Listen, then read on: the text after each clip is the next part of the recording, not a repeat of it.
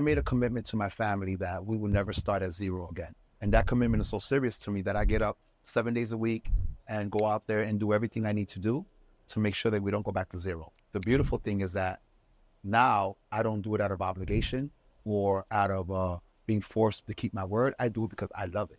So I made sure that we no longer start at a certain number. So then our children and grandchildren, because I'm a grandfather as well, right?